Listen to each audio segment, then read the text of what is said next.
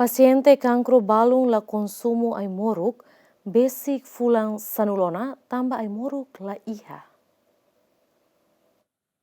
Tuir informação se família paciente balung katak, paciente cancro balung la halo ona tratamento ia reiliur, no fila ona mai Timor-Leste ia tinan ida liuba, mai be desde ia Timor, paciente ne la consumo ai moru cancro fulan sanolu ona, tamba ai moruk ne be durante ne paciente consumo hanesan Krishana, femara no influsão zometa e Hospital Nacional Stock la iha, nune paciente obrigado consumo de produto herbal, ho dia aguenta to agora. Ho informação ne GMN confirma quando vai estoca e moro que armazém Instituto Nacional Farmácia no produto médico, no diretor executivo interino INFP me reconhece, a moro referida la iha duni, no dadau ne foi halo compra. Ai moro cancro iha, ai moro cancro ne tur lista ne beka hetang hosi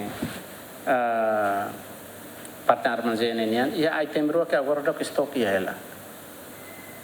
Ya item roh que agora já estou aqui, ida primeiro marca tamoxifeno, 10 mg tablet, honenia quantidade hamoto ka 6,000 tablet, agora já estou aqui ela, neba iha imoruk ba cancro nenian, homos imatinib 200 mg tablet. Nenia stok agora rau iha naba 5,160 tablet.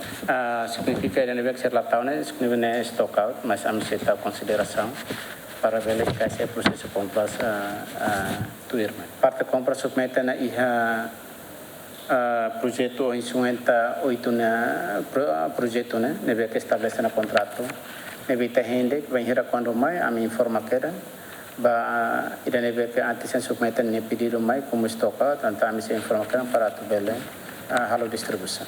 Processo normal para compra medicamento tinha em rua Runulures em Lima, Instituto Nacional Farmácia no Produto Médico realiza um contrato com a companhia local no internacional nebe manante de realização no dadau ne ia um processo compra. Tuir dados estoca e moro que armazém Instituto Nacional Farmácia no Produto Médico dadau ne disponível por cento hitunulu no estoque mamuk por cento tolunulu.